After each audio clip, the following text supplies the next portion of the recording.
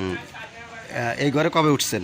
এবারে এই ঈদের আগে 2 দিন আগে 2-3 দিন আগে হয়েছে। উঠছেন। তো এখন এই ঘর পায়া কেমন লাগতেছে আপনার কাছে? মোটামুটি খুব ভালো ওই সৌন্দর্য জায়গা। কয় রুমে? রুমের কয়টা? এখানে রুম আছে একটা, দুইটা, এখানে বারান্দা নেই 3টা, আর ওদিকে এই টয়লেট খানার আছে। হ্যাঁ।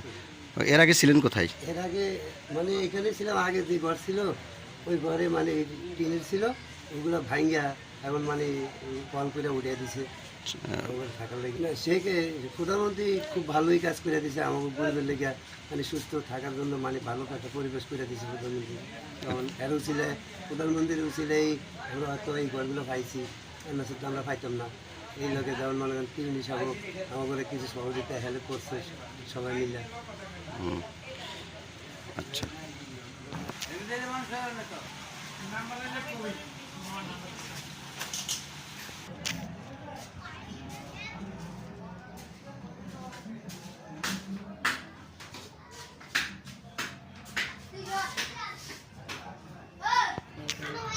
আর এটি এখানে আমি থাকি না, এটা আমার আব্বু। আর আমার আব্বু আগে শহরে ছিল, মনে করেন যে ওনার কোনো ছেলে নেই, আমরা 2 মেয়ে। আমার বড় বোনের বিয়ে হয়ে গেছে, আমারও হয়েছে, তা আমরা এখানে থাকি না। তা আসছি আব্বুর কাছে, মনে করেন যে আমার আব্বু আগে শহরে ছিল, তো রিক্সা চালাইতো। আর আমার মা মনে করেন যে মানুষের বাসাতে কাজকাম করতো। আমার আব্বু একটা অসুস্থ, কাজকাম করতে পারে না। তো এখানে দেশে আসছে, আসার পর মনে করেন যে ঘর ঘর আমার আব্বু পায়নি। তারপরে টিউনি স্যারের কাছে সবাই অনুরোধ করছে যে মানুষটার নামে ঘর নাই, হ্যাঁ ওনাকে ঘর দিতে হবে, ওনাকে ঘর না দিলে উনি সবার থেকে বেশি অসহায়। তারপরে সবাই মনে করেন যে বলে টলে, পরে টিউনি স্যারের মায়া হয়েছে আরই, তারপর আমার আব্বুকে এই ঘরটা দেওয়া হয়েছে। এই ঘরের ভিতর মনে করেন যে এই জায়গার ভিতরে বেশি অসহায় থাকলে সেটা আমার আব্বুই আছে। ওনার মনে করেন যে কেউ নাই, ওনার দিছে। ঘর দিছে প্রধানমন্ত্রী প্রধানমন্ত্রী এই ব্যাপারে আপনি কিছু বলেন? মাননীয় প্রধানমন্ত্রীকে অনেক অনেক ধন্যবাদ, আমার তরফ থেকে অনেক অনেক সালাম ওনার জন্য। আজকে ওনার জন্য এই গরিব মানুষগুলো মনে করেন যে ঘর পাইছে, ওনার উনি আশ্রয় দিচ্ছে সবাইকে। এই উদ্বোধনটা করার জন্য ওনাকে অনেক অনেক ধন্যবাদ, আমার তরফ থেকে অনেক অনেক সালাম ওনার জন্য। আপনার নাম বলেন। আচ্ছা, আপনি এই ঘরের সম্পর্কে পাইছেন দেন, কেমন লাগতেছে? খুব ভালোই লাগতে আছে, খুব শান্তি আছে, খুব ভালোই লাগে।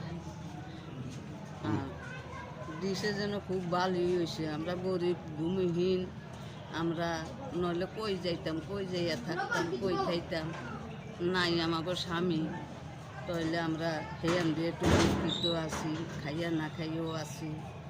এই এই ব্যাপারে আছি আর কি।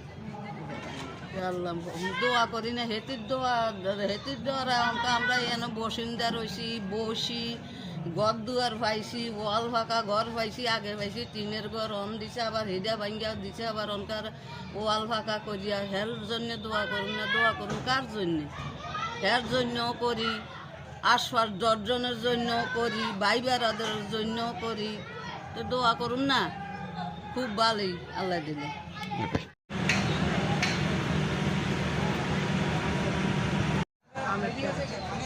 আমি এটা আপনার ভোলা অফিসের সামনে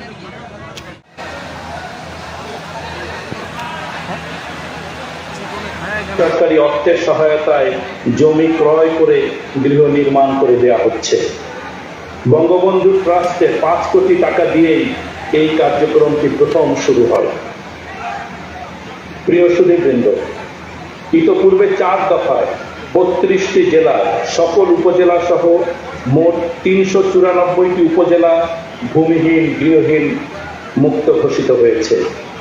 আজকে এই শুভ দিনে আরো 70টি উপজেলাকে ভূমিহীন গৃহহীন মুক্ত ঘোষণা করবেন মাননীয় প্রধানমন্ত্রী। ফলে বাংলাদেশের 58টি জেলার সকল উপজেলা সহ দেশের মোট 464টি উপজেলায় কোনো ভূমিহীন গৃহহীন মানুষ নেই। মানুষের জীবন মানে এসেছে অভাবনীয় উন্নয়ন। স্থাপিত হয়েছে 2টি বিদ্যুৎ কেন্দ্র, আবিষ্কৃত হয়েছে 2.8 ট্রিলিয়ন ঘনফুট গ্যাসের মজুদ। বিশেষ অর্থনৈতিক অঞ্চল নির্মাণের কাজ দ্রুত অগ্রসরমান।